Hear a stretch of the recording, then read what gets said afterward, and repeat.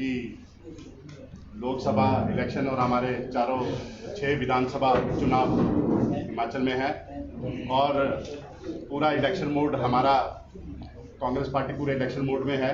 हमारे शिमला लोकसभा कॉन्स्टिट्यूंसी के जो प्रभारी हैं हमारे बड़े भाई श्री रोहित ठाकुर जी, एजुकेशन मिनिस्टर हिमाचल प्रदेश सरकार, हमारे आदरणीय डॉक्टर कर्नल श्री धनीराम शांडिल जी, हमारे हेल्थ मिनिस्टर, और हमारे स्थानीय विधायक, हमारे बड़े भाई श्री संजय अवस्थी जी, हमारे कार्यकारी अध्यक्ष, और विधायक हमारे हरकी और पार्लियामेंट्री सेक्रेटरी जी, और हमारे कसौली से विधायक श्री विनोद सुल्तानपुर जी, और प्रत्याशी हमारे शिमला लोकसभा कॉन्स्टिट्यूंसी हमारे बड़े भाई श्री शिव कुमार जी, जिला अध्यक्ष, हमारे राहुल ठाकुर जी, पूर्व जिला अध्यक्ष और सेक्रेटरी हिमाचल प्रदेश कांग्रेस कमेटी, हमारे बड़े भाई श्री बाबा जी, हमारे नालागढ़ से पूर्व पीछे प्रत्याशी भी रहे और जनरल सेक्रेटरी इंटक के अध्यक्ष भी हैं, हमारे प्रकाश करण जी, चेयरमैन हिमाचल प्रदेश सरकार, हमारे Mukesh ji, chairman Jogindra bank, Arun Sharma ji, chairman बगाड़ बैंक, सुरेंद्र सेठी जी, general secretary Himachal Pradesh Congress committee, Ramesh Thakur ji, general secretary Himachal Pradesh Congress committee, बड़े भाई कुशल जेठी जी मेरे साथ spokes person Himachal Pradesh Congress committee, मेरे बड़े भाई अपना जतिन सानी जी, director Himachal Pradesh civil supply corporation, गगन चौहान जी, डायरेक्टर बगाड़ बैंक सीनियर अधिवक्ता। आप सबके सामने हमारे लोकसभा प्रभारी श्री रोहित ठाकुर जी, आप प्रेस वार्ता को एड्रेस करेंगे, संबोधित करेंगे। धन्यवाद। सबसे पहले मैं सभी जो हमारे पत्रकार बंधु, हमारे सहयोगी यहाँ पर मीडिया जगत के आए हैं, मैं आप सभी का स्वागत करता हूँ। यहाँ पर मेरे साथ इस प्रेस वार्ता में हमारे वरिष्ठ काबीना मंत्री और जो हमारे स्थानीय सोलन विधानसभा क्षेत्र के लोकप्रिय विधायक हैं कर्नल धनीराम शांडिल जी भी मेरे साथ उपस्थित है। यहाँ पर उपस्थित हमारे कांग्रेस पार्टी के प्रदेश कांग्रेस कमेटी के हमारे वर्किंग प्रेसिडेंट और वर्तमान में आप CPS PWD डिपार्टमेंट भी है श्री संजय अवस्थी जी। यहाँ पर उपस्थित हमारे कसौली विधानसभा क्षेत्र के लोकप्रिय विधायक और वर्तमान में आपको कांग्रेस पार्टी ने शिमला संसदीय क्षेत्र से अपने प्रत्याशी के रूप में भी उतारा है, आप भी यहाँ पर उपस्थित हैं। यहाँ पर उपस्थित हरदीप सिंह बाबा जी, जो हमारे नालागढ़ विधानसभा क्षेत्र से 2022 में प्रत्याशी रहे कांग्रेस पार्टी के और वर्तमान में इंटक के अध्यक्ष हैं। यहाँ पर उपस्थित हमारे कांग्रेस पार्टी के ज़िला के अध्यक्ष शिव कुमार जी, यहाँ पर उपस्थित हमारे समस्त जो सोलन ज़िला से संबंधित हमारे प्रदेश कांग्रेस कमेटी में हमारे सेठी साहब बैठे हैं, रमेश ठाकुर जी, राहुल ठाकुर जी, हमारे जो चेयरमैन हैं वर्तमान में हिमाचल सरकार में अलग अलग बोर्ड्स के, प्रकाश करट जी है, हमारे मकुल जी है, महेश जी, में सभी जो हमारे पार्टी के वरिष्ठ हमारे अमन सेठी जी, जो साथ में हमारा मीडिया का कार्यभार भी कांग्रेस पार्टी का देखते कुशल जेठी जी, समस्त जो हमारे कांग्रेस पार्टी के यहाँ पर वरिष्ठ हमारे साथी हमारे पदाधिकारी आए हैं, मैं सभी को आदर के साथ संबोधित करता हूँ। और मेरी प्रेस वार्ता के साथ हमारे जो पार्टी के मेरे वरिष्ठ हमारे सहयोगी हैं वो भी इसमें मैं समझता हूँ कंट्रीब्यूट करेंगे। जैसा मुझसे पूर्व कहा गया, आज पूरा भारतवर्ष चुनावी समर की तरफ जा रहा है। वैसे तो आमतौर पे हर 5 वर्ष के बाद आपके जनरल इलेक्शंस होते हैं और इस दफ़ा मैं समझता हूँ जो राष्ट्रीय मुद्दे जो पूरे राष्ट्र के समक्ष है, उसके अलावा हिमाचल प्रदेश जिसे देवभूमि भी कहा जाता है, जो घटनाक्रम भारतीय जनता पार्टी ने पार्लियामेंट के इलेक्शन के अनाउंसमेंट से मात्र कुछ दिन पूर्व एक असफल प्रयास सरकार को गिराने का किया, ये भी इस चुनाव में एक प्रमुख मुद्दा होगा। ये मात्र 6 जगह जहां पर आपके उपचुनाव हो रहे हैं, ये मुद्दा वहां तक सीमित नहीं रहेगा। उसके अलावा चाहे हम शिमला संसदीय क्षेत्र की बात करें, कांगड़ा, हमीरपुर, मंडी की बात करें, सभी जगह प्रमुख रूप से ये मैं समझता हूँ मुद्दा उठेगा। एक तरह से ये चुनाव नैतिकता विरुद्ध अनैतिकता, सच्चाई विरुद्ध फरेब, जिस तरह से छल कपट की राजनीति भारतीय जनता पार्टी ने करने का प्रयास किया, और जनबल और धनबल के चुनाव के रूप में 2024 का हमारा पार्लियामेंट का इलेक्शन मैं समझता हूँ आने वाले समय में इसको याद किया जाएगा, जहां वर्तमान में जो आपके जनरल इलेक्शन होते हैं पार्लियामेंट में, उसमें मुख्यतः राष्ट्रीय मुद्दे प्रमुखता से उठाए जाते हैं। वो भी आप जानते हैं कि किस तरह का कार्यकाल भारतीय जनता पार्टी का रहा। अनएम्प्लॉयमेंट अपने शीर्ष पे है। भारतवर्ष का हर तीसरा नौजवान आज बेरोजगार घर बैठा है। आर्मी जो बहुत ही संवेदनशील और हमारे राष्ट्र की प्रहरी है, वहाँ पर भी जो शॉर्ट टर्म मैं समझता हूँ अग्निवीर योजना के रूप में जो लाएगी, उसका भी पूरे राष्ट्र में विरोध हो रहा है।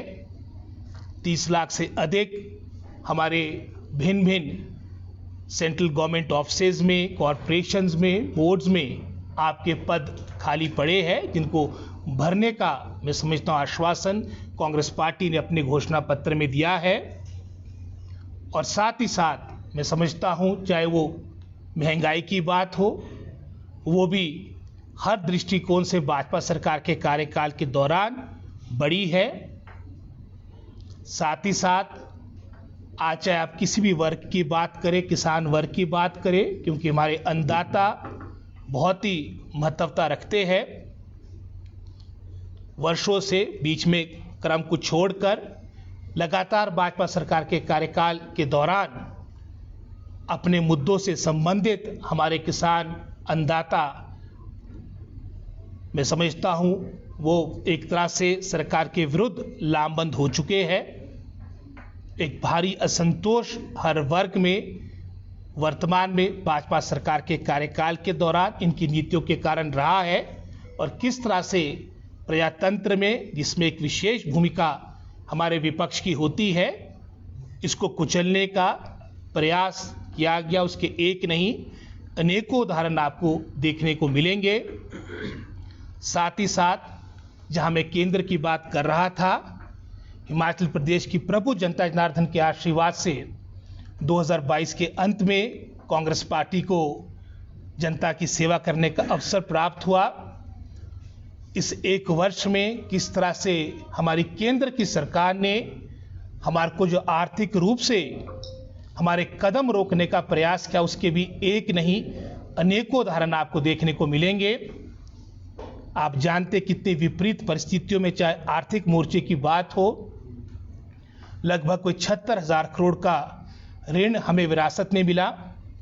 10,500 करोड़ की देनदारियां जो हमने अपने कर्मचारियों को, अपने रिटायर्ड पेंशनर्स को एरियर के रूप में, डीए के रूप में देनी थी, वो हमारे को लंबित पिछले सरकार के कार्यकाल के दौरान मिली। ऊपर से एक बहुत बड़ी आपदा, पूरी शताब्दी की सबसे बड़ी आपदा, जिसके कारण लगभग 500 से अधिक बहुमूल्य जानेगी, 15,000 से अधिक हमारे मकानों का नुकसान हुआ, और हिमाचल के आधारभूत ढांचे का ही लगभग कोई 12,000 करोड़ रुपए का नुकसान हुआ, जो हमने मेमोरेंडम ऑफ लॉस के माध्यम से सेंट्रल गवर्नमेंट के साथ टेकअप किया था। और ये खेद का विषय है जहां हिमाचल सरकार जो गत एक वर्ष से, क्योंकि मैं budget year to budget year यानी वित्तीय वर्ष टू वित्तीय वर्ष जो हमारी जो इस सरकार की आपकी एक तरह से जो कार्य करने के सारे आंकड़े होते उसके आधार पे होते हैं, एक वर्ष में जहां हमने मैं समझता हूं बहुत सी ऐसी योजनाएं जिसके माध्यम से हिमाचल प्रदेश का विकास हो लाई है, लेकिन भारतीय जनता पार्टी की केंद्र सरकार ने जो एक संघीय ढांचे के माध्यम से प्रदेश को मदद मिलती है उसमें कटौती की। रेवेन्यू डेफिसिट ग्रांट में ही हमारे को अगर आप तुलना करेंगे 22 और 23 की, लगभग कोई 1700 करोड़ के आसपास का कम बजट का प्रावधान प्रदेश को मिला है। जो हर सरकार का अपने जीडीपी के आधार पर जो हमारी एक लोन की लिमिट थी, जो पहले 4% थी, क्योंकि हमने यहाँ पर ओपीएस प्रारंभ किया, वो कम करके घटाकर 3% कर दिया गया, जिसका भी मैं समझता हूँ कोई 1500 करोड़ से अधिक का नुकसान आपका प्रदेश का हुआ है। एक्सटर्नली एडेड प्रोजेक्ट्स जिस पर कोई सीमा नहीं थी, कोई सीलिंग नहीं थी, उसको भी कैप कर दिया। 3000 करोड़ से अतिरिक्त जो आपके मैं समझता हूँ एक्सटर्नली एडेड प्रोजेक्ट्स होते, जैसे वर्ल्ड बैंक के माध्यम से, जायका के माध्यम से, एडीबी बैंक के माध्यम से जो आपके फॉरेन एडेड प्रोजेक्ट्स होते हैं, उसमें भी एक तरह का कैप केंद्र सरकार ने लगा दिया है। ऐसे बहुत से मैं समझता हूँ प्रदेश का नुकसान पहुंचाने वाले कार्य केंद्र सरकार के द्वारा हुए, और ऊपर से जैसे मैंने आपदा की बात कही थी, जिसमें लगभग कोई 12,000 करोड़ के आसपास का नुकसान हुआ, और जो हमें अंत में जो मैं समझता हूँ किस्त मिली है मात्र कोई 600 करोड़ के आसपास की है। नुकसान कई गुना अधिक था। एक तरह से ऊंट के मुंह में जीरे के रूप में से कहा जाता है। तो इस तरह का प्रदर्शन एक वर्ष में जो बर्ताव केंद्र सरकार का रहा, उसके कुछ उदाहरण मैंने आपके समक्ष रखे। साथ ही साथ हम जनता जनार्दन के बीच जो हमारी एक वर्ष में जो उपलब्धियां रही, उदाहरण के तौर पे जैसे मैंने ओल्ड पेंशन स्कीम की बात की, रिटायरमेंट के बाद हमारे कर्मचारियों का भविष्य उनके पूरे जीवन काल तक सुरक्षित रहे, उनको मान सम्मान मिले, क्योंकि हिमाचल प्रदेश छोटा प्रांत है, लगभग कोई 77 लाख के आसपास हमारी पॉपुलेशन बनती है। 1,36,000 हमारे कर्मचारियों को, रिटायर्ड कर्मचारियों को ओपीएस योजना के तहत लाया गया। ये बहुत बड़ी बात थी। मैंने वित्तीय स्थिति आपके समक्ष सारे आंकड़े रखे हैं हर हिमाचली पर, जो मुकेश अग्निहोत्री जी ने भी माननीय सदन में अपनी वाइट पेपर प्रस्तुत किया था। लगभग हर हिमाचली पर 1,02,000 का ऋण है। उसके बावजूद भी जो हमारी कमिटमेंट थी, जो हमारी वचनबद्धता थी, उसको हमने पूरा करने का प्रयास किया, और वही कारण है कि आज सैकड़ों हमारे जो कर्मचारी थे, जो पहले एनपीएस में थे अब ओपीएस में, उनको कई गुना आज उसका फायदा मिला है। और इसके कारण ही हर वर्ष लगभग कोई 800 से 1000 करोड़ के आसपास हमारे को अतिरिक्त व्यय करना पड़ेगा। और इसके विपरीत अगर आप भाजपा की बात करेंगे, इनका स्पष्ट रूप में दृष्टिकोण विपरीत है। चुनाव के समय में भी इन्होंने ओपीएस से संबंधित अपनी नकारात्मक सोच को दर्शाया था, और इसका नवीनतम उदाहरण आपको राजस्थान की सरकार, जहां जैसे ही भारतीय जनता पार्टी की सरकार आई, जो अशोक गहलोत जी ने ओपीएस की योजना वहां पर प्रारंभ की थी, इन्होंने बंद की। तो हिमाचल का कर्मचारी कभी नहीं चाहेगा कि ये योजना आपकी बंद हो। इसके अलावा नारी सम्मान योजना, ये हमारी सरकार की एक मुख्य फ्लैगशिप योजना है, और मुझे दुख भी होता है और एक तरह से परिहास भी आता है। हमारे भारतीय जनता पार्टी के नेता, चाहे उसमें हम पूर्व मुख्यमंत्री जयराम जी की बात करें, सभी उनके, चाहे राजीव बिंदल जी की बात करें, पूरे एक वर्ष तक यही राग अलापते रहे कि इस योजना को कब प्रारंभ करेंगे। अब जब हमने संसाधन, क्योंकि हमारे को जो इस डबल इंजन सरकार से मिला था, मैंने आपको बता दिया कितना 76,000 करोड़ का ऋण मिला था, हमने कुछ एक वर्ष में जो हमने कदम उठाए, जिसके बारे में मैं अलग से आपसे बात करूंगा। उसके बाद जब हमने योजना प्रारंभ की, जिसका शुभारंभ फरवरी के महीने में लाहौल स्पीति से प्रारंभ हो गया था, तो इन्होंने पहला कार्य उसको रोकने का किया। हमारे इलेक्शन कमीशन में जयराम जी, जितने भी इनके हमारे विधायक हैं, सभी लोग का प्रतिनिधिमंडल, उन्होंने इसको रोकने का हर संभव प्रयास किया। हम आभारी है इलेक्शन कमीशन ने, जिन्होंने सारी बातों को स्टडी करते हुए जो हमारे, मैं समझता हूँ, एप्लीकेशंस लेने की जो प्रक्रिया थी, उसको जारी रखने का निर्णय लिया। एक बहुत बड़ी जीत हमारी महिला शक्ति के लिए है। अब हमारी बहन, हमारी, मैं समझता हूँ, बेटी जो 18 साल से ऊपर है, उसको अपने पूरे जीवन काल में ये 1500 की राशि मासिक रूप से मिलती रहेगी। ये एक बहुत बड़ी उपलब्धि इन परिस्थितियों में हमारी प्रदेश सरकार की है। इसके अलावा नीडी सेक्शन के लिए सुखाश्रय योजना को प्रारंभ करना, ये भी एक बहुत बड़ी पहल, बहुत अच्छी सोच के साथ माननीय मुख्यमंत्री ने ये प्रावधान किया है। हमारा हिमाचल प्रदेश 90% गांव में रहता है।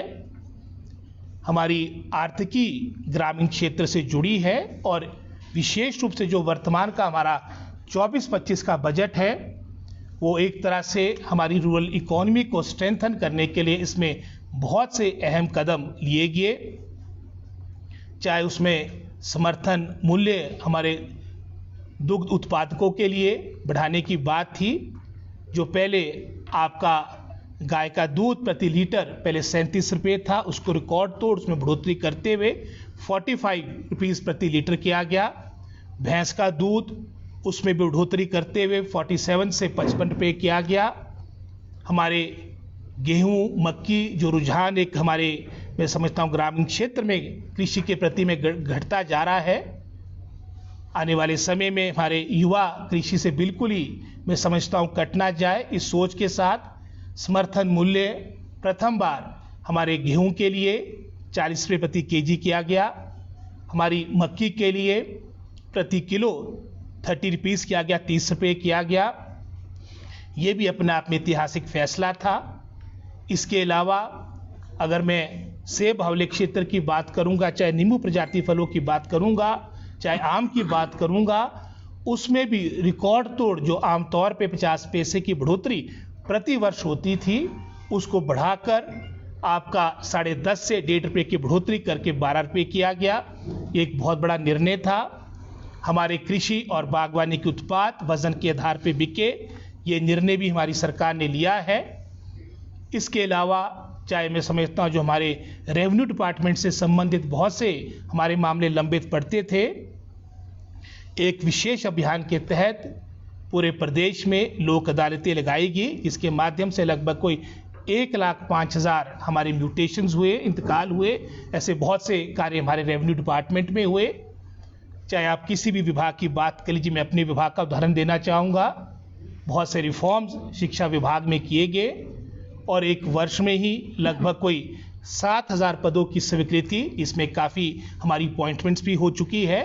कुछ हमने जो हमारी काउंसलिंग आपकी टीजीटी, आपकी शास्त्री और जीबीटी की आपके रिजल्ट्स लगभग तैयार थे, लेकिन वो इलेक्शन कमीशन के पास गए हैं ताकि हमारे को परमिशन मिलने के बाद उनको अपॉइंटमेंट्स दी जाए। कोई 7,000 पद हमारे एजुकेशन डिपार्टमेंट में ही कैबिनेट के द्वारा स्वीकृत हुए, ताकि विशेष रूप से जो हमारे विदाउट टीचर स्कूल है, सिंगल टीचर स्कूल है, यहाँ पर इन पदों को भरा जाए। पीडब्ल्यूडी डिपार्टमेंट, आईपीए डिपार्टमेंट, जिसमें लगभग 2 महीने के आसपास का समय टेंडर अवार्ड करने को लगता था, इसको भी कट शॉर्ट करके 20-21 दिन में अब आपके टेंडर अवार्ड होंगे, धरातल पे कार्य प्रारंभ हो सकेंगे। ऐसे बहुत से मैं समझता हूँ प्रदेश सरकार ने अहम फैसले प्रदेश के हित में लिए हैं और सबसे बड़ा फैसला था रिसोर्स मोबिलाइजेशन का, जिसके बारे में पिछली सरकारों ने कहीं ना कहीं कमी रही है। अगर मैं एक वर्ष का उदाहरण आपके समक्ष दूंगा, लगभग कोई 2200 करोड़ के आसपास का अतिरिक्त राजस्व हमें प्राप्त हुआ, जिसके माध्यम से हमारी ये कल्याणकारी योजना, जैसे मैंने ये हमारी नारी सम्मान योजना प्रारंभ हुई है, इसमें विशेष रूप से जो हमने एक्साइज ड्यूटी से संबंधित जो ऑक्शन के माध्यम से जो निर्णय लिया, उसमें लगभग कोई 530 करोड़ के आसपास का मैं समझता हूँ हमारे राजस्व में बढ़ोतरी हुई, जो एक रचनात्मक बढ़ोतरी थी। इस तरह के बहुत से वाटर सेस, बहुत से इस तरह के निर्णय लिए गए। ये ऐतिहासिक फैसले थे। जहाँ तक मैं समझता हूँ हमारे शिमला संसदीय क्षेत्र की बात आती है, ये क्षेत्र में एक भावनात्मक संबंध कांग्रेस पार्टी का इस क्षेत्र के साथ रहा। चाहे हिमाचल निर्माता डॉक्टर परमार की बात रही हो, चाहे ठाकुर रामलाल जी, वीरभद्र सिंह जी, सभी जो हमारे प्रदेश के मुख्यमंत्री कांग्रेस पार्टी के पूर्व में रहे, उनका संबंध इस क्षेत्र के साथ रहा है। और अगर आप 2022 की भी बात करेंगे, जो गत आपका विधानसभा का चुनाव था, इसमें भी बहुत अच्छा प्रदर्शन कांग्रेस पार्टी का इस पार्लियामेंट्री कॉन्स्टिट्यूंसी में रहा, क्योंकि जयराम सरकार के कार्यकाल के दौरान पूरा हमारा क्षेत्र निगलेक्टेड रहा, साइडलाइन रहा। और आज इसके विपरीत जहां 13 विधायक कांग्रेस पार्टी के और 2-3-4 सीटें जहां हमारे को सफलता नहीं मिली, उसका भी प्रमुख कारण ये रहा कि हमारे कांग्रेस पार्टी के मतों का विभाजन हुआ। और अगर आप हमारे इन मतों को इकट्ठा करते हैं तो अधिकतर ये 4 सीटें जो हमने लूज भी की थी पिछले चुनाव के दौरान, यहाँ भी मैं समझता हूँ कांग्रेस पार्टी का मत ज़्यादा है, तो ये एक बहुत बड़ी बात थी। और साथ ही साथ वर्तमान में हमने विनोद सुल्तानपुरी जी को कांग्रेस आलाकमान ने अपने प्रत्याशी के रूप में हमारे युवा साथी को उतारा है। और इनसे पूर्व हमारे कृष्ण दत्त सुल्तानपुरी जी, हमारे शांडिल साहब, दोनों हमारे माननीय जो लोकसभा के सदस्य रहे, उनका संबंध भी हमारे सोलन जिला से रहा है। और बहुत अच्छा कार्य इन दोनों हमारे पूर्व सांसदों के कार्यकाल के दौरान पूरे हमारे संसदीय क्षेत्र में हुआ। और हमें पूर्ण विश्वास है कि विनोद जी जनता जनार्दन का आशीर्वाद लेंगे, सभी कार्यकर्ता इनके लिए मेहनत करेंगे। और विशेष रूप से जो कार्यकाल हमारे वर्तमान के भारतीय जनता पार्टी के सांसद सुरेश कश्यप जी का रहा, बहुत ही निराशाजनक रहा। जैसा कार्यकाल उनके पार्टी अध्यक्ष का रहा, उसमें भी चाहे वो उपचुनाव की बात ही, मैं और अवस्थी जी यहाँ बैठे हैं, दोनों जो चारों सीटें हिमाचल प्रदेश के 2021 में उपचुनाव हुए, जिसमें अर्की भी था, जुबल कोटखाई भी था, जिसमें हमारा जयराम जी का अपना संसदीय क्षेत्र मंडी था, फतेहपुर कांगड़ा था, चारों सीटें कांग्रेस पार्टी को मिली। 2022 में आपके जनरल इलेक्शन हुए, जगत प्रकाश नड्डा जी का संबंध आपका इस प्रदेश के साथ था। हर तरह का प्रयोग, साम दाम दंड भेद भारतीय जनता पार्टी ने यहाँ मिशन रिपीट करने के लिए किया था। कोई ऐसे संसाधन नहीं थे, अगर आप तुलना करेंगे कांग्रेस और बीजेपी की, हमारे सभी मीडिया के बंधु यहाँ पर बैठे हैं, तो आप समझ सकते हैं कि कोई कंपैरिजन नहीं था। लेकिन हिमाचल प्रदेश की जनता जनार्दन सबसे बड़ी शक्ति हमारी थी, यहाँ की देवतुल्य जनता जनार्दन हिमाचल प्रदेश की, और कांग्रेस पार्टी का समर्पित कार्यकर्ता। और वही कारण था कि 40 सीटें कांग्रेस पार्टी को मिली। यहाँ तक कि जयराम जी का समस्त उनका मंत्रिमंडल, उनका 1-2 को छोड़कर वो परास्त हुआ। फिर 2023 का आपका मिनी हिमाचल, यानी आप शिमला की बात करें, नगर निगम की, उसका चुनाव हुआ। वहाँ पर भी 3/4 मेजॉरिटी के साथ शिमला की जनता जनार्दन, या क्योंकि वहाँ पर तो हर जिले के लोग रहते हैं, हिमाचल की जनता जनार्दन ने कांग्रेस पार्टी को अपना आशीर्वाद दिया। अब चौके की बारी, अब पार्लियामेंट के इलेक्शन की बात आती है। चौके के साथ छक्का भी है, क्योंकि हमारे को ये उपचुनाव भी 6 मिल चुके हैं। यहाँ पर भी हमें पूर्ण आशा है, जहाँ हम शिमला संसदीय क्षेत्र में कांग्रेस पार्टी अपना परचम लहराएगी।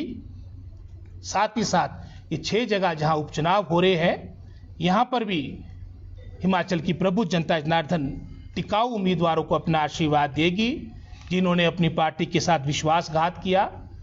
1 वर्ष पूर्व जो भारतीय जनता पार्टी को बड़ा बहुत ही, मैं समझता हूँ, उनकी आलोचना करते थे, आज उनके मुरीद बने हुए हैं। तो हिमाचल प्रदेश की जनता जनार्दन है, इन सभी बातों को जानती है।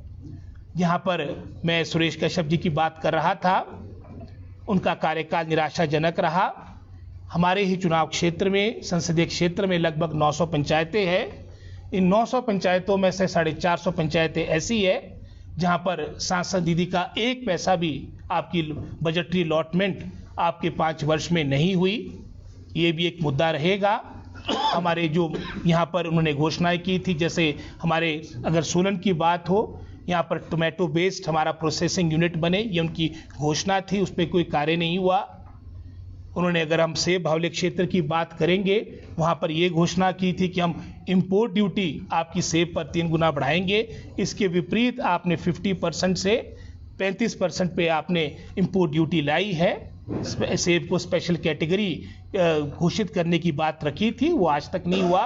तो आज पूरे, चाहे वो सिरमौर की बात हो, शिमला की बात हो, चाहे वो सोलन ज़िले की बात हो, यहाँ की प्रबुद्ध जनता जनार्दन, मैं समझता हूँ अब जवाबदेही तय करेगी। और निश्चित रूप में एकजुटता के साथ हमारे सभी कार्यकर्ता सोलन, शिमला, सिरमौर के पूरी मेहनत करेंगे, क्योंकि हम आभारी हैं कांग्रेस आलाकमान के, माननीय मुख्यमंत्री के, पार्टी अध्यक्ष के, जिन्होंने, मैं समझता हूँ, एक अच्छी रिप्रेजेंटेशन हमारे को इस क्षेत्र को दी। चाहे सरकार की बात हो, चाहे संगठन की बात हो, तो मुझे पूर्ण विश्वास है कि जनता जनार्दन का आशीर्वाद कांग्रेस पार्टी के प्रत्याशी के साथ रहेगा।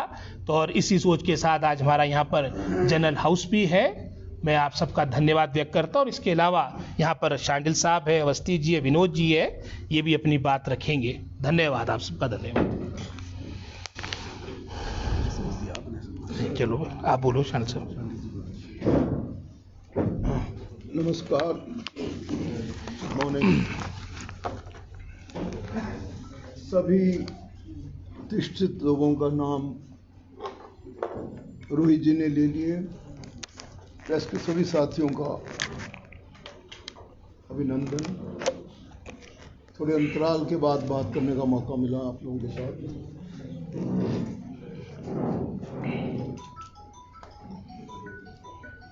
आप लोकतंत्र के चौथे आधार हैं। लोकसभा चुनाव अपने में एक बहुत बड़ा अवसर है इस लोकतांत्रिक प्रक्रिया का। और बहुत साल पहले when I was attending one conference in a foreign country, doctor करम सिंह जी ने रिमार्क दिया था कि हमारे पड़ोसी देश में लोकतंत्र की सुगंध भी नहीं है और to talk of take advantage. तो इतना बड़ा सौभाग्यशाली देश है हमारा जहाँ लोकतंत्र की रक्षा despite all the problem, despite all the sort of जिसे कह सकते हैं आप दुनिया भर के झकझोरे खाकर ये लोकतंत्र का जहाज आगे बढ़ता जा रहा है और इसमें आप सब लोगों का बहुत बड़ा योगदान है। हमारे जैसे जो हमारे इंचार्ज हैं माननीय रोहित जी ने बड़े अच्छे शब्दों में विस्तार रूप से आप लोगों को सभी लगभग बिंदुओं पर बात की है। और सबसे पहले डीए की 2 इंस्टॉलमेंट्स दे दी हमने और एरियर की कैपेबल कैंडिडेट 1 इंस्टॉलमेंट दे दी है जिनके पिताश्री 6 बार हमारे सांसद हैं। इस 13 तारीख से पहले हर कॉन्स्टिट्यूंसी आप सब लोगों के एक बीच प्रथम चरण में कवर करेंगे और सीएम साहब हर और कॉन्स्टिट्यूंसी जाएंगे। लोकतंत्र को और मजबूत करने के लिए ही हम लोग ये प्रक्रिया जो अपनाई है से अपना रहे हैं। सीएम साहब तो पूरे मुझे एक पॉइंट एडिशन देना चाहता हूँ। 13 से पहले तो ये करेंगे कंप्लीट। लोकतंत्र की मजबूती लोकतंत्र के चुने हुए प्रतिनिधियों पर निर्भर करती है। वो किस प्रकार का आचरण करते हैं, किस प्रकार की बातें बोलते हैं, किस प्रकार का उनका चलन है, क्या उनकी संस्कृति है, क्या उनका विचार है, इस पर लोकतंत्र की सुरेश कश्यप अपना काफी अयोध्या की बात करता है, मोदी जी की बात करता है। और जैसे रोहित जी ने बात बता ही दी आपके सामने। मैं पहला बात वही कहना चाहता हूँ कि जो पहला आघात हुआ है हमारे अपने ही साथियों से, वो एक बहुत एक sort of black chapter in the history of democracy जाएगा। और वो ऐसी बात नहीं कि बिना कारण के हो जाता है। वो तब होता है जब हम सत्ता की भूख की तरफ बढ़ते हैं। वो तब होता है कि जब हम अपने दिए गए दायित्व को ना निभाकर कुछ और चाहते हैं, पदों की इच्छा, कुछ और पाने की इच्छा। जैसे कहा ही कि भाई धन बल और जनबल का मुकाबला है। कांग्रेस पार्टी का इतिहास आप जानते हैं। कांग्रेस पार्टी का इतिहास केवल यही नहीं कि कांग्रेस के ही लोग थे, सारा भारत इकट्ठा था। हिंदू, मुसलमान, सिख, ईसाई, जैन, बौद्ध धर्म, एनीवन, और सबको एक ही मन में थी लालसा कि हम अपना उद्देश्य प्राप्त करेंगे। हमारा मिशन जो है, जैसे युद्ध क्षेत्र में हमारा होता है, वी डोंट केयर, वहाँ भी प्रॉब्लम्स होती हैं। कोई जल्दी से प्रमोट हो गया, किसी का रिफ्रेशर ठीक नहीं हुआ, किसी के कोर्स में रिपोर्ट ठीक नहीं आई, किसी की ACR में गड़बड़ी होगी, तो वहाँ भी बड़े बड़े आपस के मतभेद होते हैं। ऐसी बात नहीं, लेकिन जब युद्ध आता है तो जैसे मैं डोगरा रेजिमेंट का हूँ तो माँ दुर्गा की सिर्फ झंडा सामने होता है और हम जब आक्रमण भी करते हैं तब भी वही उद्घोष करते हैं कि बोलो काला माता की जय। सब चीज़ें भूल जाती हैं और हम अपने सभी यहाँ तो बड़े सीनियर वर्क करते हैं। इन्होंने बहुत 6-7 बार तो मुझे ही अपना आशीर्वाद दिया, अपने काम की पहली बताई आप तो मैंने पहले और मेरा सबसे विनती यही करता हूँ कि हम इसे एक बार और उस चीज़ को देना चाहते हैं। हमारा संकल्प यही है कि हम लोकतंत्र की रक्षा करेंगे, लोगों में सच को लेके जाएंगे। जैसे रोहित जी ने कहा, लड़ाई सच और झूठ के बीच की है। ये लड़ाई किस प्रकार का आपने मन में विचार रखा है उसकी, और सचमुच उसकी जो मैं आज़ादी की जंग की बात कर रहा हूँ, it was a very big struggle by itself. और मैं एक दिन पढ़ रहा था कि वी.के. कृष्णा मेनन जी जाकर वहाँ की जो लेबर पार्टी है इंग्लैंड की, उसमें ज्वाइन करके वहाँ के लोगों को बताया उन्होंने कि हमारी क्यों ज़रूरत है, क्योंकि वहाँ से इंटेलिजेंस आपस में बहुत बड़ा सोचते थे। तो उस लेबर पार्टी में जाकर घुसकर बताया कि हमारी समस्याएं क्या, हमारे पास विद्वान लोग हैं, हमारे पास वो लोग हैं जागरूक लोग जो भारत को आज़ाद देखना चाहते हैं। क्यों समझते थे भाई ये तो सिर्फ यही है सपेरों का देश, भिक्षुकों का, इनको बना रखो गुलाब, चलते रहो 300 साल हो रहा और अनदर 2 years कंटिन्यू। ऐसे ऐसे लोग थे बीच में, Raja Ram Mohan Roy and so many other, जिनके नाम मैं इस वक्त समय कम से नहीं बता सकता, परंतु मैंने एक आपका उदाहरण दिया। इस प्रकार की भावना थी और वही भावना आज मैं समझता हूँ उसकी बड़ी ज़रूरत है, ताकि हमारी प्रौद्योगिकी जो पराकाष्ठा पर चली गई है, विज्ञान जो कहाँ पहुँच गया। अभी जूलियन लिबरो का कुछ है 5-6 दिन पहले उन्होंने दिया, जो पहले पुलिस चीफ थे महाराष्ट्र और later on he became governor Punjab.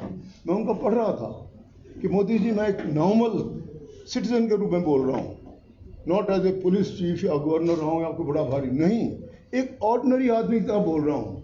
और ये बोलना चाहता हूँ आपको कि आप हर बार हर स्टेज से बोलते हैं 60 साल में क्या हुआ, 60 साल में हमने कुछ भी नहीं किया, लेकिन हमने 10 साल में या 9 साल में वो कर दिया जो उन्होंने नहीं किया। No doubt they have done that only, they have almost brought the very country democracy एक ऐसे कगार पर कि क्या हम ये आखिरी चुनाव तुम देख रहे हैं।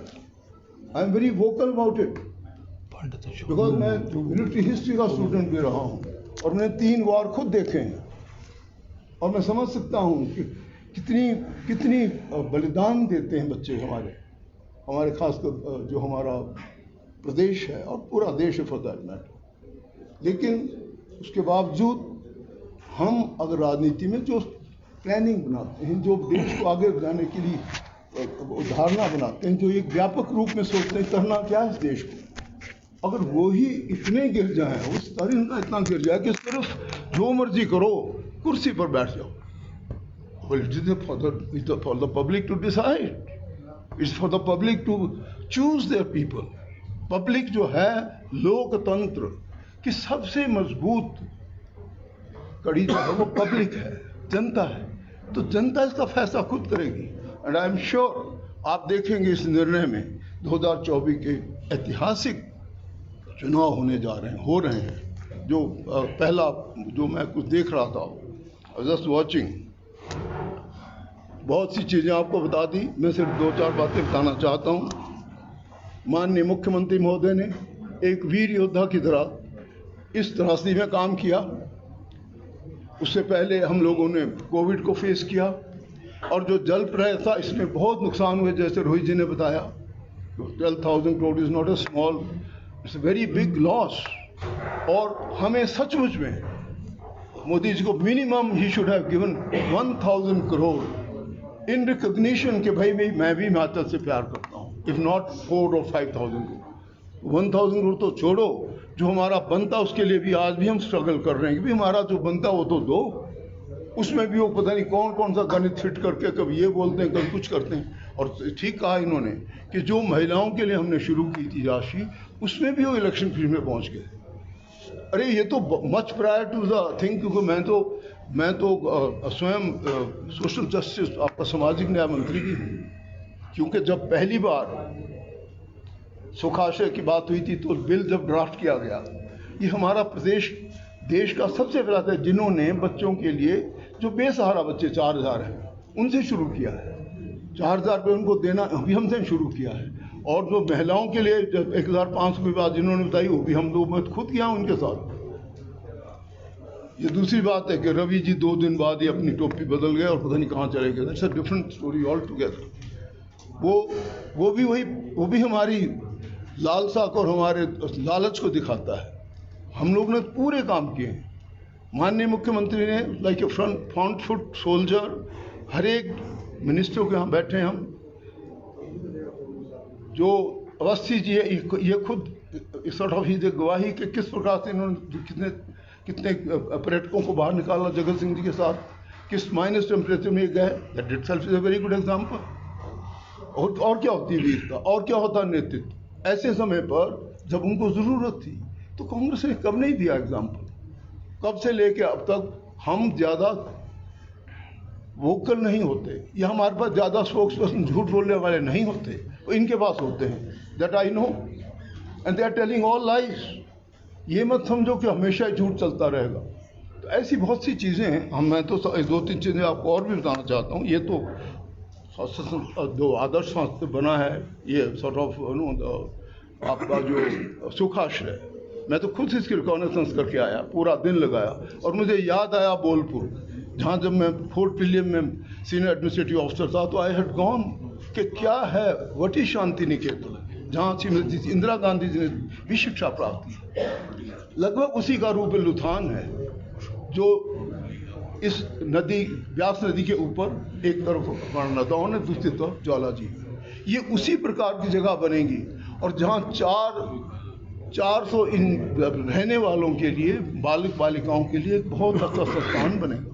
ये कोई ऑर्डिनरी जगह बनने नहीं जा रही, जो आगे बनने जा रहा। तो इस प्रकार की चीज़ें जो हमारे माननीय मुख्यमंत्री ने एक वीर योद्धा सब चीज़ों को मुकाबला भी किया, और इस पूरे प्रकरण का भी मुकाबला करने के बाद हम आगे बढ़ रहे हैं।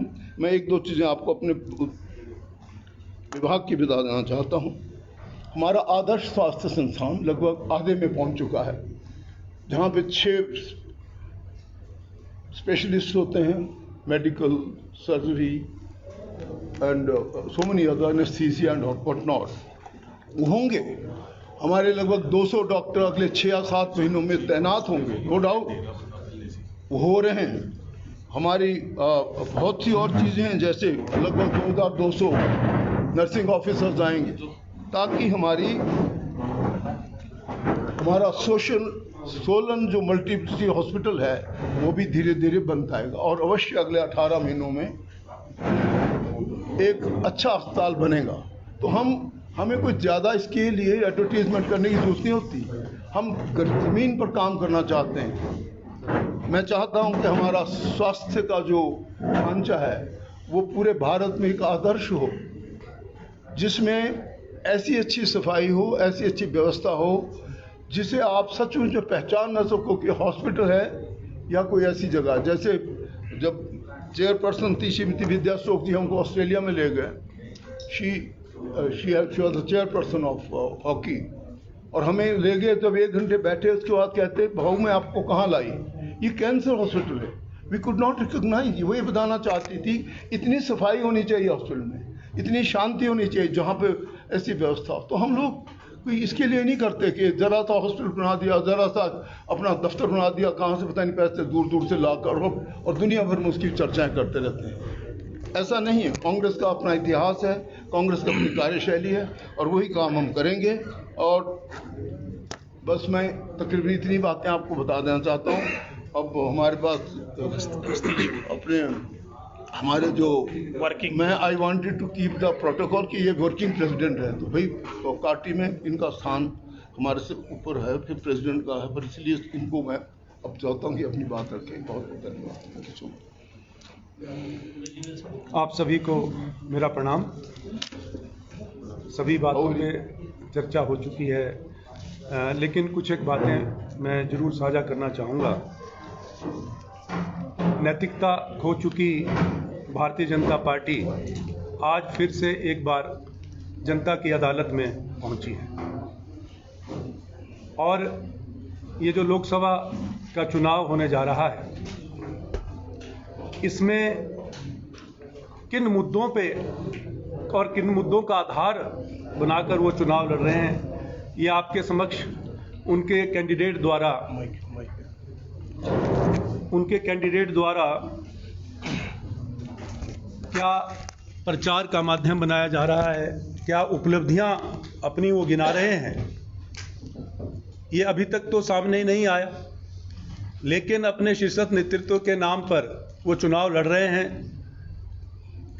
मैं कुछ एक बातें उनसे पूछना चाहूँगा। एक ऐतिहासिक आपदा जो ये पूर्व में आई, जिसका जिक्र माननीय रोहित ठाकुर जी और कर्नल धनीराम शांडिल जी ने भी किया, उस समय उनकी क्या भूमिका थी, आज जनता उनसे पूछ रही है। ये जरूर अपने प्रचार में शामिल करें, क्योंकि जो जनप्रतिनिधि होता है वो अपने क्षेत्र का संरक्षक भी होता है, और जनता को जब सुरक्षा की जरूरत थी, आपने जनता को पीठ दिखाई। और तो और आप यदि लोगों के बीच में नहीं पहुंच सके, लेकिन आपको जनता ने चुनकर संसद में भेजा था, आपका यह नैतिक कर्तव्य था कि आप संसद में अपनी आवाज उठाते, और जो यहां पर आपके लोगों का नुकसान हुआ उसकी भरपाई के लिए जो केंद्र द्वारा राहत राशि दी जानी चाहिए थी, उसकी वकालत करते, उसको लाने में आप अपना प्रयास करते, लेकिन ये नहीं हुआ।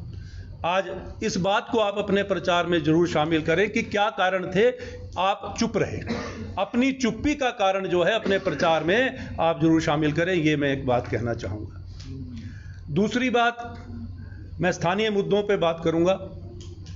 यहाँ से सोलन को मशरूम सिटी के नाम पे जाना जाता है, और जब मशरूम प्लांट यहाँ से शिफ्ट किया गया, जो पहचान यहाँ पर यहाँ के फार्मर्स ने, यहाँ के किसानों ने, यहाँ के ग्रोअर्स ने सोलन को एक नया नाम दिया, उस पहचान को जब हम खो रहे थे तो उस समय आप कहाँ थे और आपके क्या प्रयास रहे, इस बात का भी आप जरूर जनता के समक्ष अपना जवाब दें, ये मैं जरूर पहुंचना चाहूँगा। तीसरी बात कि हम चुनाव में जा रहे हैं, और 15 महीने का जो हमारा भ्रष्टाचार मुक्त शासन माननीय मुख्यमंत्री ठाकुर सुखविंदर सिंह जी के नेतृत्व में प्रदेश की जनता को दिया, हम उसके आधार पर जनता के बीच में वोट मांगने जा रहे हैं। और हमने अपने क्षेत्र के, अपने प्रदेश के युवाओं का भविष्य सुरक्षित रखने के लिए माननीय मुख्यमंत्री जी के नेतृत्व में प्रदेश सरकार ने सर्विस सिलेक्शन बोर्ड भंग किया। आपके समय में पेपर बेचे जा रहे थे, नौकरियां चिटों पर दी जा रही थी, अपने चहेतों को नौकरियां दी जा रही थी। जब ये सामने बात आई तो माननीय मुख्यमंत्री जी ने देखा कि इससे हमारे युवाओं का भविष्य प्रभावित हो रहा है। उन शिक्षित युवाओं का जो पूरा समय अपना देते हैं और इंतजार करते हैं कि कमीशन का जब कब टेस्ट निकलेगा, कब जो यहाँ पर एडवर्टाइजमेंट निकलेगी जॉब से रिलेटेड, वो एकेडमी ज्वाइन करते हैं, लाखों रुपए अपनी पढ़ाई पर लगाते हैं, लेकिन जब एग्जाम्स के बाद रिजल्ट आते हैं तो पता चलता है कि ये तो पेपर ही बिक गए, और जो पेपर खरीदते हैं वो नौकरी पा जाते हैं। यही कारण था कि जो इतने महीनों में जब ये इन्वेस्टिगेशन, क्योंकि it was a matter of investigation, और जब तक जांच पूरी नहीं होती तब तक जो भी एग्जाम्स उनके दौरान हुए थे उस पर प्रश्न चिन्ह था, और वो जांच के जो है दायरे में थे। इसी वजह से हमारे युवाओं को, उन युवाओं को भी जो अपने शिक्षा से और अपनी जो मेहनत से जिन्होंने पेपर पास किया था, उनका रिजल्ट भी रुका है। आज उनको भी आपको जवाब देना है, चाहे वो कोई भी एग्जाम्स जो है सर्विस सिलेक्शन बोर्ड ने जो उन्होंने किए थे उसका जो रिजल्ट रुका, इसका कारण भी भारतीय जनता पार्टी की सरकार थी, पूर्व में सरकार थी। आज कर्मचारियों के साथ जो हमने कमिटमेंट की थी, ये जो चुनाव है, ये चुनाव मैं समझता हूं कि ये नेताओं की जो कमिटमेंट रहती है मतदाताओं से, अपने लोगों से, ये उसका चुनाव है। हमने कमिटमेंट की थी ओल्ड पेंशन स्कीम लागू करने की, वो की, और ऐसे प्रदेश में जहां पर जो आर्थिक तंगी से जूझ रहा हो, 10 गारंटी योजनाओं का जो घोषणा पत्र था वो 5 वर्ष के लिए हमें जनादेश मिला था, वो 5 वर्ष में हमें पूरी करनी थी। लेकिन ऐसे आर्थिक तंगी के बावजूद ये माननीय मुख्यमंत्री ठाकुर सुखविंदर सिंह के साथ साथ प्रदेश सरकार की कमिटमेंट थी, और ये नेतृत्व कुशलता थी और ये कुशल प्रबंधन था, जिसकी वजह से 5 गारंटी योजनाएं मात्र 15 महीने में पूरी कर दी गई। और इसमें जो भारतीय जनता पार्टी के नेताओं का योगदान रहा, जो 5वीं जो हमारी कमिटमेंट थी, जो 1500 रुपए की सम्मान निधि की राशि प्यारी बहना के नाम से जो दी जानी चाहिए थी, और वो अब तक काफ़ी बढ़ जानी थी। 2,43,000 के लगभग जो महिलाओं को वो राशि प्राप्त होनी थी, उसको रुकवाने का काम जरूर भारतीय जनता पार्टी के नेताओं ने किया। इस बात को भी आप अपने घोषणा पत्र में शामिल करें और अपने प्रचार में शामिल करें कि क्या वजह थी कि जो आपने उनको इस राशि से वंचित किया, ये जरूर मैं कहना चाहूंगा। हमने कर्मचारी बंधुओं को जो है डीए की 2 किश्तें हम दे चुके हैं, और एरियर जो है वो भी हमने देना शुरू कर दिया है। हम अपनी कमिटमेंट से पीछे नहीं हटे हैं। हम जो हमने कहा है, जो हमने वादा किया है, हम उसको पूरा करेंगे। और एक चीज और मैं कहना चाहूंगा कि ये 400 पार का जो नारा ये देते हैं, हो सकता है ये अपना मनोबल बढ़ाने की बात तो करते होंगे अपने कार्यकर्ताओं का कि आप हौसला ना छोड़ें। हमारे पास मुद्दा कोई नहीं है, एक ही मुद्दे को लेकर वो जनता से वोट मांग रहे हैं। और 400 का जो नारा, 400 पार का नारा वो कहते हैं, इसमें मैं समझता हूं कि भविष्य में ये हमें खतरे का भी आभास करवा रहा है। कहीं ऐसा तो नहीं कि संविधान में परिवर्तन के आधार पर जो आज हमारे अंतिम पंक्ति पर जो खड़े लोग हैं, उनके आरक्षण पर कहीं पर यहां पर इनकी नजर हो। और 2/3 बहुमत आपको तब चाहिए होता है जब आपको बदलाव लाना होता है। और ये मैं साफ तौर पे कह देना चाहता हूं कि आज गरीब वर्ग जो है इस नारे के साथ जो है सुरक्षित नहीं है। आज जो हमारा जो एससी वर्ग है, एससी कम्युनिटी है, उनके कहीं आरक्षण पर कहीं ना कहीं ये प्रश्न चिन्ह लगाता है कि कहीं ऐसा तो नहीं कि 400 पार का नारा आप इसलिए दे रहे हैं कि आपको संविधान से छेड़छाड़ करनी है, और जो प्रावधान हमारा इन वर्गों के लिए रखा गया था पूर्व में, उसको बदलने का आपकी मंशा है, ये मैं जरूर कहना चाहूंगा। और इसके अलावा आज हम अपनी उपलब्धियों को लेकर जनता के बीच में जा रहे हैं। हमारे जो कैंडिडेट श्री विनोद सुल्तानपुरी जी हैं, युवा हैं, शिक्षित हैं और एक राजनीतिक पृष्ठभूमि से आते हैं। बहुत सी बातें तो इन्होंने बचपन से ही सीख ली थी राजनीतिक तौर पे, जो जब इनके पिताजी और हमारे वरिष्ठ नेता स्वर्गीय कृष्णदत्त सुल्तानपुरी जी ने 6 बार प्रतिनिधित्व किया हिमाचल प्रदेश का दिल्ली की संसद में। 13 मई को इन्होंने अपना नामांकन पत्र भरना है, 13 मई को। और 13 मई से पहले जो कार्यक्रम बनाया गया है पार्टी के तौर पर, तो उसमें इन्होंने हर एक विधानसभा क्षेत्र का दौरा जो है 13 मई से ये पूरा कर लेंगे। और उसके बाद माननीय मुख्यमंत्री जी भी हर विधानसभा क्षेत्र का दौरा करेंगे। और माननीय मुख्यमंत्री जी के साथ साथ हमारे जो यहाँ लोकसभा के प्रभारी हैं श्री रोहित ठाकुर जी सहित कर्नल धनीराम शांडिल जी और वरिष्ठ नेता जो है हर एक विधानसभा क्षेत्र का दौरा करेंगे। आज जिला कांग्रेस कमेटी का जो जनरल हाउस बुलाया गया है, आज उसमें चर्चा करनी है। रोड मैप जो हमने बनाना है, किस आधार पर जो हमने कार्यकर्ताओं को जो हमने जैसे क्लस्टर हमने बनाए हैं, माइक्रो लेवल पे हम चुनाव लड़ने जा रहे हैं। क्योंकि ये चुनाव भारतीय जनता पार्टी के साथ चुनाव नहीं है, ये चुनाव उन नैतिकता खोए हुए लोगों के साथ है और लोगों को, हमारे मतदाताओं को जागरूक करने का ये चुनाव है। और देश को लोकतंत्र, देश में जो लोकतांत्रिक प्रणाली है उसको बचाने का ये चुनाव है। और उस चुनाव की लड़ाई जो है हम धन बल से तो नहीं, जनबल से जो है इसको लड़ेंगे और इसमें विजय हासिल करेंगे, ये मैं कहना चाहता हूं। आपका बहुत बहुत धन्यवाद। चौधरी साहब,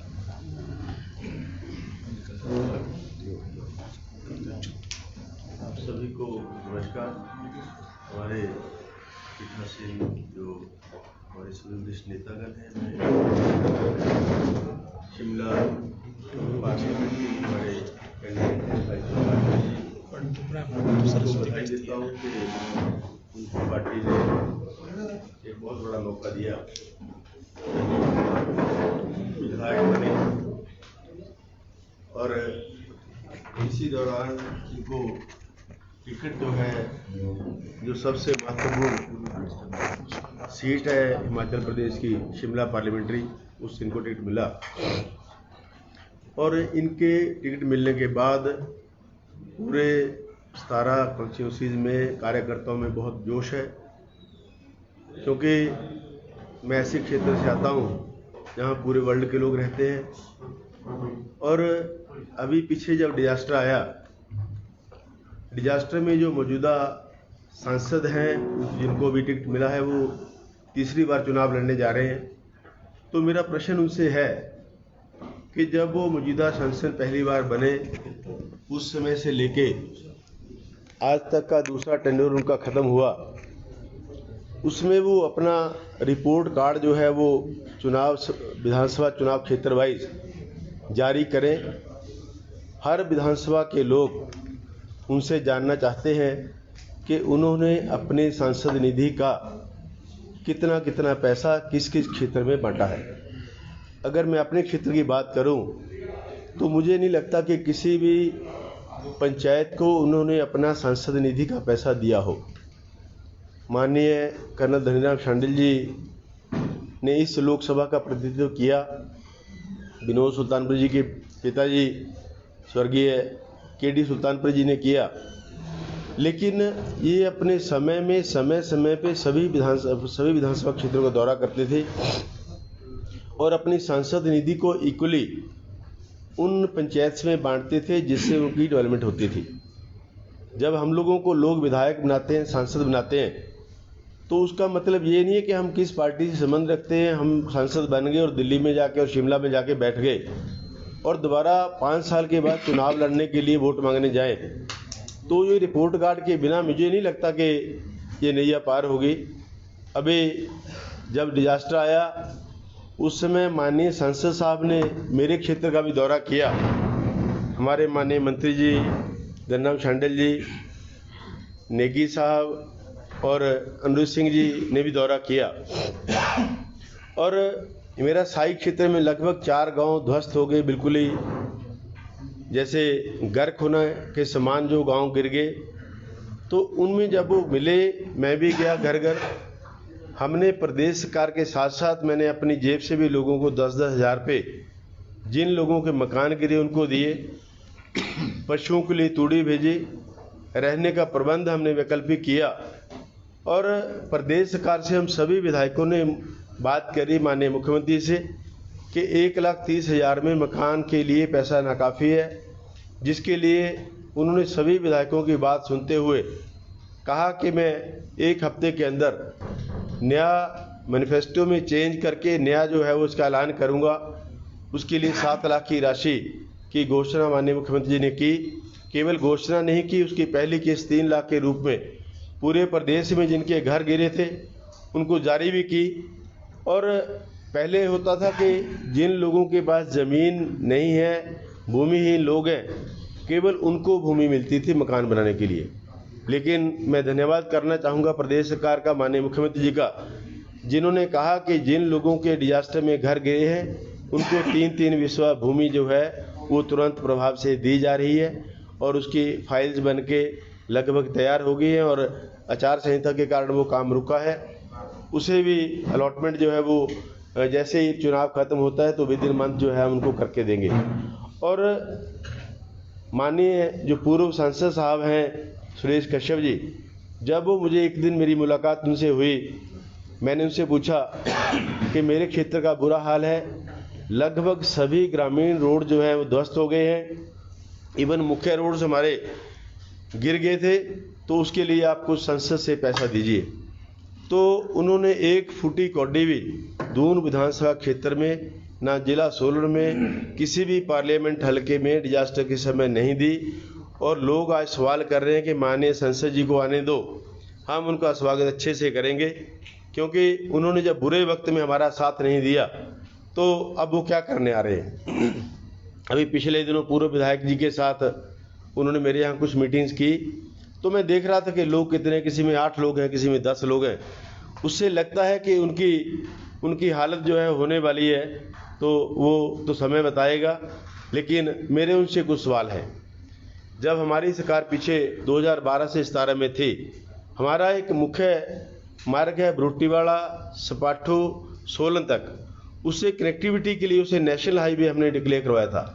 लेकिन इन सांसद साहब के टाइम में वो नी नोटिफाई हुआ और वो रोड बंद हुआ। अभी जब जाबली के पास रोड बंद हुआ तो वो रोड वैकल्पिक रोड पे जो है वो काम आया। इसके लिए अभी मैंने डीपीआर बनाई। शांडी साहब को कहना चाहूँगा कि आपका एरिया भी हमने किया है, आपका कसौली एरिया भी हमने कवर करवाया है। केवल 200 करोड़ की डीपीआर हमने 11 मीटर का रोड जो है जिला मुख्यालय से जोड़ने के लिए बद्दी को हमने किया है।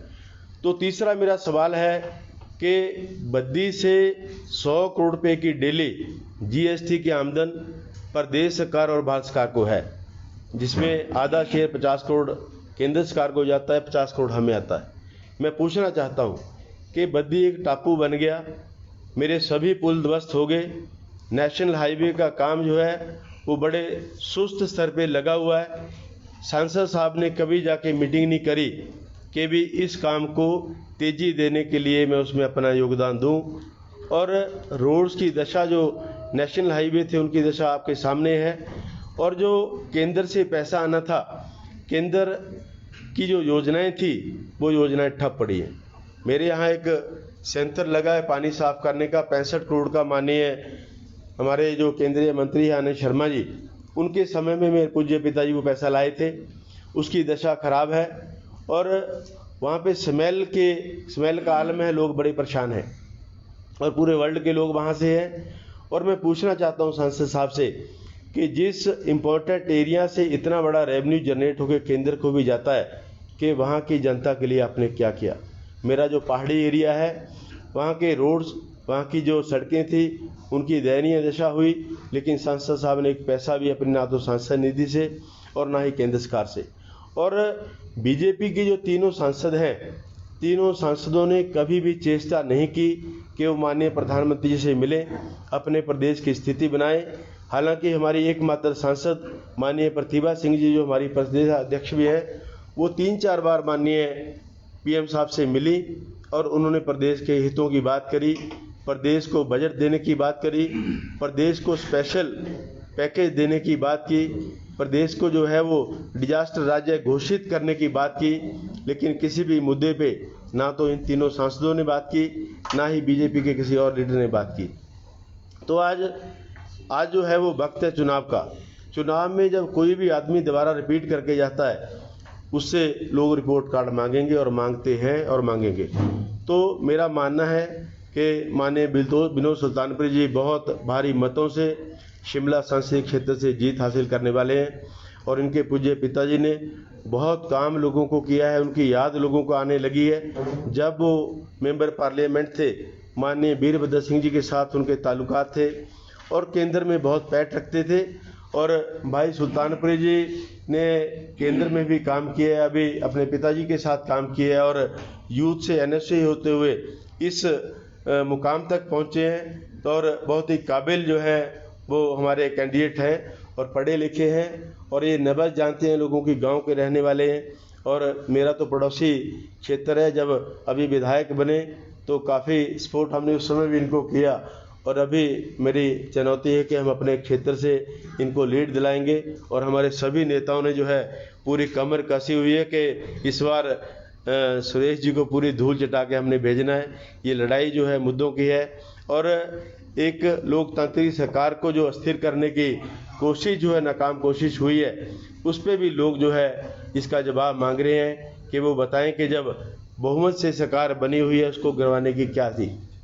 और माननीय मुख्यमंत्री जी 18-18 घंटे प्रदेश की जनता के लिए काम कर रहे हैं, प्रदेश के हितों के लिए काम कर रहे हैं। जिन मुद्दों पे सरकार हम लेके आए थे, जिन घोषणाओं की हमने, जिन गारंटियों की हमने बात करी थी, वो गारंटी लगभग 5-6 गारंटी जो है हमने पूरी कर दी है। और जिस गारंटी के लिए माननीय जयराम जी रोज विधानसभा में, संसद विधानसभा के बाहर रोज मुद्दा उठाते थे कि बताएं कि बहनों की जो है वो पैसा राशि कहाँ है। जब हमने वो राशि देने की बात की तो इलेक्शन कमीशन के पास शिकायत कर दी। मैं पूछना चाहता हूँ जयराम जी से कि जब किसान निधि केंद्र सरकार ने देनी शुरू की तो कांग्रेस ने तो उसका कोई विरोध नहीं किया। तो ये महिलाओं को देने वाले पैसे जो 1500 रुपये मात्र थे, उसका विरोध क्यों कर रहे हैं? उन बहनों को जो हमने फॉर्म भरने स्टार्ट करे थे, उन फॉर्म्स को इन्होंने रुकवाया।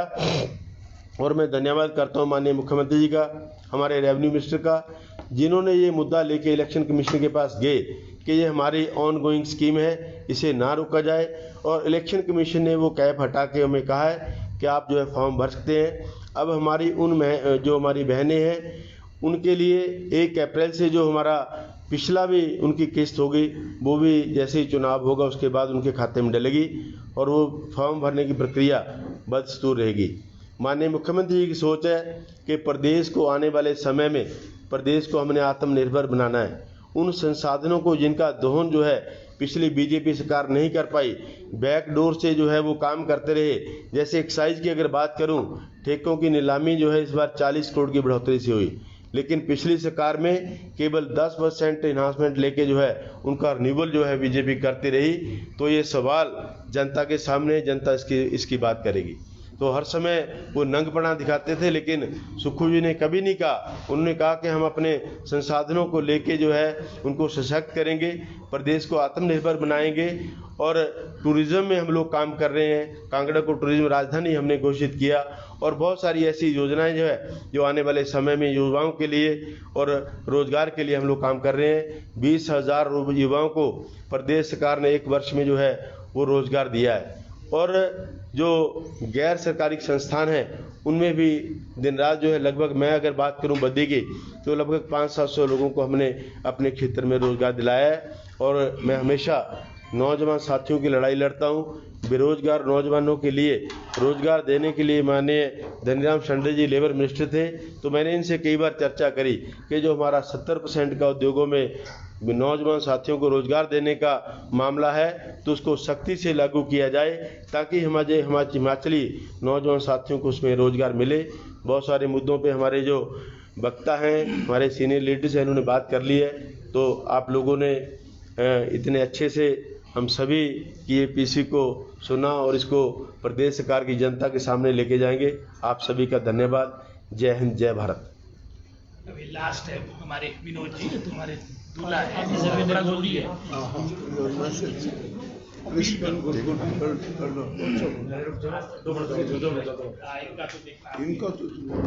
इनका तो सबसे जरूरी है, सबसे जरूरी है। हम तो सब हम तो स्कूटर हैं इनके बराती है। यहाँ जाओ, यहाँ जाओ, मैं इधर आ जाओ जहाँ है वह ठीक है। तो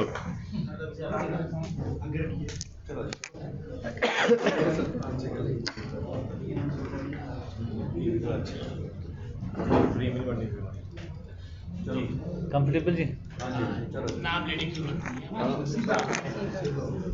आदरणीय मेरे सारे सीनियर लीडर्स, और अभी आपके सामने सभी ने बहुत ही विस्तार से कांग्रेस सरकार के बारे में जो हमारी नीतियां हैं, किस तरह से माननीय मुख्यमंत्री ठाकुर सुखविंदर सिंह जी के लीडरशिप में सरकार चल रही है, इससे क्लियर है कि इसमें एक सच्ची बात भी है कि एक हमारी जो सरकार है, एक वेलफेयर स्टेट सही मायने में इस्टेब्लिश्ड हुई है। इसमें ये प्रश्न नहीं रखा गया कि कोई वोट के राजनीति के तहत काम किया जाएगा। अगर चिल्ड्रन ऑफ द स्टेट इस तरह के जो प्रोग्राम्स हैं, वेलफेयर प्रोग्राम्स हैं, इनके ऊपर जो इतनी दिल्ली की जो सरकार है, उनके हमारे जो भी पॉलिसीज़ हैं, चाहे ओपीएस है या चाहे हमारी अनेकों स्कीम्स हैं, उसको कैसे रोका जाए, इस सरकार को रोकने के लिए उन्होंने काम किया। और आपने देखा एक बहुत ही गंभीर, जो मैंने अपने भाषण में भी बोला, कि हमारे हिमाचल के ऊपर जो काली नज़र पड़ी, जिसमें एक इन्होंने नया नाम दिया, जिसमें कहा ऑपरेशन लोटस। हमारे कर्नल साहब ने कई लड़ाइयाँ लड़ी हैं, उसमें लड़ाइयों में गुरिल्ला वॉरफेयर भी होता है, पर ये इस्टेब्लिश्ड वे ऑफ लाइफ है। मैं समझता हूँ जिस तरह का रीति रिवाज हिमाचल का है, उसके विरोध में उसकी परंपरा को मुझे लगता है शर्मसार किया गया है। और माननीय मुख्यमंत्री जी ने जब ये निर्णय लिया, शिमला पार्लियामेंट और मंडी पार्लियामेंट में 2 सिटिंग विधायकों को चुनाव लड़ाने की बात की गई, तो माननीय मुख्यमंत्री जी का मैं धन्यवाद करना चाहता हूं, क्योंकि जो हिमाचल की वीर भूमि है उसे जो शर्मनाक तरीके से इन्होंने एक लो ग्रेडेड तरीके से इस प्रदेश को डिस्टर्ब करने की बात की गई है। आज हम दोनों को जो चुनाव में डाला गया है, मैं समझता हूँ एक सरकार हिमाचल के हित की बात समझती है, और ये क्लियर इंडिकेशन है माननीय मुख्यमंत्री जी फ्रंट फुट से खेलते हैं, एक योद्धा हैं। जब भी मुसीबत आती है वो सामने आके लड़ते हैं और उसको फेस करते हैं, और हिमाचल को आगे ले जाना है, ये हमारा परम कर्तव्य है।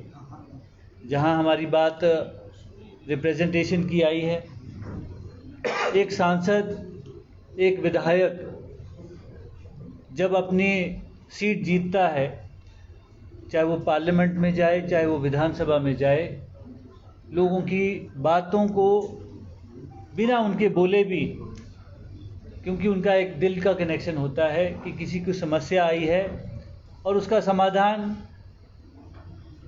इस सदन में जाके होता है। इन दोनों सदनों में लोगों की जो अपेक्षाएं होती हैं वहाँ होता है। पर मुझे दुख है कि पार्लियामेंट की तरफ से जब भी हमारे सांसद जी ने कितने प्रश्न पूछे होंगे, इसके बारे में मुझे लगता है यहाँ के लोगों को सोचना होगा। त्रासदी आई, त्रासदी के बारे में कोई चर्चा नहीं, क्योंकि इतनी बड़ी त्रासदी है, इसीलिए इसके बारे में बात की जा रही है। आज हमारे जो सांसद हैं, मैंने पिछली बार भी कहा, मेरी कॉन्स्टिट्यूंसी में राष्ट्रीय उच्च मार्ग के द्वारा जितना मैन मेड डिज़ास्टर हुआ है उसके बारे में कोई चर्चा नहीं की गई।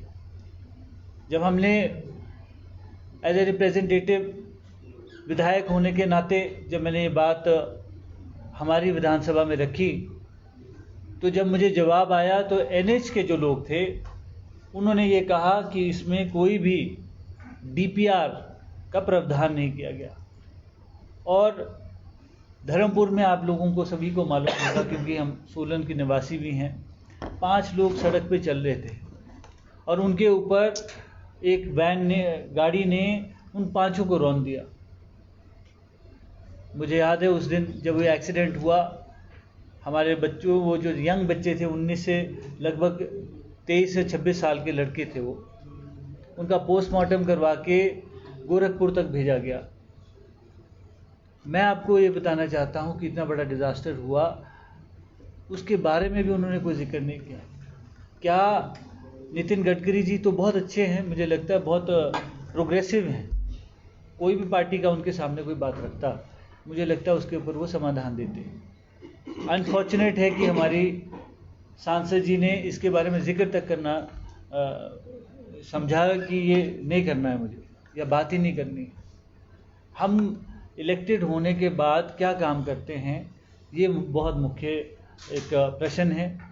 और मैं आपको सिर्फ ये कहना चाहता हूँ कि हमारी सरकार में हमें ये लिबर्टी दी जाती है कि जो अपना बात है, अपना जो पक्ष है, अपने लोगों की जो समस्या है, उसे हमने निडरता से विधानसभा में रखा है।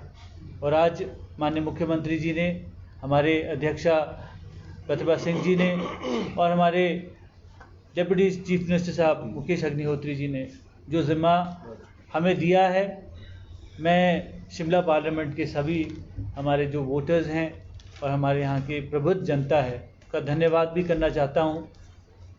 मेरे पूज्य पिताजी जिन्हें अद्भुत प्यार और आशीर्वाद दिया, उसके बाद आज मुझे एक मौका मिला है उनके पद चिन्हों पे चलने का। मैं सौभाग्यशाली हूँ और अपनी हाई कमांड का मैं धन्यवाद भी करता हूँ कि मैं आपके जो शिमला पार्लियामेंट है, हमारे जो लोग हैं, उनकी बातों को, उनकी समस्याओं को मैं जनता के बीच रखूँगा, निडरता से रखूँगा। यही मैं कहना चाहता हूँ और मैं अनुरोध भी करना चाहता हूँ कि आप मेरा साथ दें ताकि हम हिमाचल को, हमारे शिमला पार्लियामेंट को आगे ले जा सकते हैं। और मैं सभी हमारे लीडर्स का यहाँ पे आने पे धन्यवाद भी करता हूँ। और आज सोलन से हम आगाज़ कर रहे हैं, आगे बढ़ेंगे और आपके साथ मेरा जो टूर प्रोग्राम है, कंटिन्यूटी में हमारी टीम जो है वो इसको फोकस भी कर रही है और आप तक वो पहुंचा दिया जाएगा। पूरी फील्ड में हम जा रहे हैं और लोगों की समस्या का जो डाटा है वो कलेक्ट कर रहे हैं। और मैं आश्वासन देता हूं कि अभी मुझे सिर्फ 3 दिन पर कॉन्स्टिट्यूंसी मिल रहे हैं, पर चुनाव जीतने के बाद ऐसा कोई इलाका नहीं होगा जहां की समस्या को मैं समझूंगा और वहां पे जाके डोर टू डोर कैंपेनिंग जैसे मैं अपनी कसौली कॉन्स्टिट्यूंसी में करता आया हूं, वैसे ही मैं पूरे पार्लियामेंट में करूंगा और जो लोगों की समस्या है उसका समाधान करने के लिए मैं पूरा प्रयासरत रहूंगा। यही मैं कहना चाहता हूं। आप सभी यहाँ पे आए, आपका बहुत बहुत धन्यवाद। जय हिंद।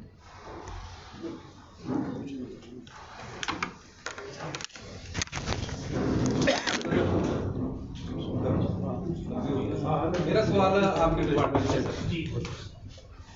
कि वैसे तो निर्णय पर पूर्व सरकार के समय में लिया गया था, लेकिन आपकी सरकार के दौरान जो निर्णय चला हुआ है उसके कारण असुविधाओं का सामना करना पड़ा। मेरा सवाल है कि एलिमेंट्री एजुकेशन में इस तरह का निर्णय लिया गया है कि ग्रामीण चाहे प्राइमरी स्कूल है चाहे मिडिल स्कूल है, उनके खाते HDFC बैंक में ही खुलेंगे। तो मैं जानना चाह रहा हूँ क्या वजह है कि HDFC बैंक में खुले। और दूसरा, क्योंकि अगर मैं सोलन जिला की बात कर रहा हूँ तो यहाँ पर केवल 13 बच्चे हैं, तो उसके कारण कितने मतलब अध्यापकों को इस परेशानियों का सामना करना पड़ रहा है। कई बार तो जहाँ पर एक टीचर है तो वहाँ पर तो स्कूल ही बंद करना पड़ता है। ऐसे तो ये लोकसभा चुनाव से संबंधित हमारी प्रेस कॉन्फ्रेंस है, इसलिए चलो आपने शिक्षा विभाग से एक विषय मेरे संज्ञान में लाया है। और पिछले वर्ष भी इस जर्नल, क्योंकि हमारे डिपार्टमेंट का अपना गवर्नमेंट का काफ़ी पैसा होता है, हमने निर्णय लिया था कि जो हमारा नोडल बैंक है, और मेरा तो अपना ये मानना है कि हमारे जो अपने नेशनलाइज बैंक्स हैं या फिर हमारे जो स्टेट का कोऑपरेटिव बैंक है, उनको प्राथमिकता मिलनी चाहिए। और पिछले वर्ष जो हमने निर्णय लिया था इसके आधार पे था। आपने एलिमेंट्री एजुकेशन संबंधित विशेषकर सोलन जिला का मामला मेरे संज्ञान में लाया, प्रकाश में लाया है, इसको मैं स्वयं देखूंगा। और जो हमने निर्णय लास्ट 2023 में लिया है वो यूको बैंक का लिया है, जो हमारा राष्ट्रीयकृत बैंक है, ये मैं पता करूंगा सोलन वाला। अस्सी भाई, आपसे प्रश्न है। कल प्रतिभा सिंह ने कहा कि गंगूराम मुसाफिर जो है कांग्रेस में घर वापसी कर चुके हैं, वहीं अब राजीव शुक्ला जी की तरफ से आ रहा है कि ऐसा कुछ नहीं है, आखिर है क्या? श्री गंगूराम मुसाफिर जी ने अपनी इच्छा जाहिर करी कांग्रेस पार्टी उन्हें ज्वाइन करने के लिए, और वो उस दिन आए भी, बैठक में शामिल भी हुए और उन्होंने विधिवत रूप से जो है वो अप्लाई किया, जो कि इसका एक सिस्टम है, प्रक्रिया है। और जो हमारी राष्ट्रीय अध्यक्ष हैं उनके पास उनका जो ये हमने रख दिया गया है, पक्ष और प्रदेश कांग्रेस कमेटी की ओर से वो चला गया है। वहाँ से जैसी स्वीकृति आएगी आधिकारिक तौर पे वो शामिल होंगे। तो अभी आधिकारिक तौर पे जो स्वीकृति जो है राष्ट्रीय अध्यक्ष देते हैं वो स्वीकृति वो लंबित है, बाकी प्रदेश स्तर पे हमने कर दिया है। प्रतिभा सिंह जी ने और माननीय मुख्यमंत्री की उपस्थिति में हुआ है। और आने वाले कल से 23 तारीख से हमारा कार्यक्रम पचास विधानसभा क्षेत्र से प्रारंभ हो रहा है, जिसमें मुसाफिर साहब भी होंगे, वो भी हमारे 7 मर्तबा विधायक रहे हैं, और साथ में हमारी जो पार्टी प्रत्याशी दयाल प्यारी जी रही है। सामूहिक रूप से हम विनोद जी के लिए वहाँ पर प्रचार करेंगे। ये शुरुआत है और निश्चित रूप में बहुत ही, वो तो ऐसे भी हाँ। देखिए, ये जो गंगूराम मुसाफिर जी की बात जिन्होंने करी, तो उन्होंने खुद इच्छा जाहिर करी। इच्छा जाहिर कोई करेगा तो हम बिल्कुल मेरिट के आधार पर और कांग्रेस पार्टी सबको साथ लेकर चलने में विश्वास रखती है। इसमें कोई भेदभाव के बिना जो है हम इसमें सभी को जो है, सभी के लिए दरवाजे खुले हैं, कोई भी आ गया उसका स्वागत। क्या वीरेंद्र कश्यप जो भाजपा के 2 बार के सांसद रहे, उन्होंने इच्छा जाहिर की है क्या कांग्रेस से मैं पार्टी में आऊँ? नहीं, अभी कोई ऐसी इच्छा नहीं जाती, आधिकारिक तौर पे कोई इच्छा नहीं। कोई इच्छा जाहिर नहीं। एक मेरा आपसे प्रश्न है डॉक्टर साहब। बोलिए जी। आप शिमला संसदीय क्षेत्र से प्रभारी हैं। 2009, 2014, 2019 25,000, 85,000, 3,27,000 से सीट हार रही है कांग्रेस। ट्रेडिशनल सीट है, पारंपरिक सीट है, हिमाचल की ये सीट कांग्रेस की गढ़ है। ऐसे क्या कारण है कि इस क्षेत्र में पर्टिकुलर संगठन का ढांचा पूरी तरह से कोलैप्स हो चुका है? जहाँ तक तो आप 2009 की बात कर रहे हैं, उस वक्त तो मात्र कोई 27,000 के आसपास का अंतर रहा। चलो 25,000 का ही अंतर रहा और शाहिद साहब भी हमारे प्रत्याशी थे और मुख्यतः जो जीत हुई उस वक्त वीरेंद्र कश्यप जी की। कारण ये था कि उनकी स्टेट गवर्नमेंट थी, उस वक्त धूमल साहब मुख्यमंत्री थे और 14 और 19 में जो एक मैं समझता हूँ एक इस तरह का प्रचार किया गया मोदी वेव के नाम पर, पूरे विशेषकर उत्तरी भारत में इस तरह का माहौल बनाया गया। लेकिन अब 10 वर्ष के आसपास की अवधि आ चुकी है और जैसे वर्तमान सांसद की बात आती है, जैसे मैंने उदाहरण यहीं पर ही शिमला संसदीय क्षेत्र का आपसे साझा किया, 5 वर्ष में सांसद निधि आपकी 900 में से आधी पंचायतों में आवंटन नहीं हुआ।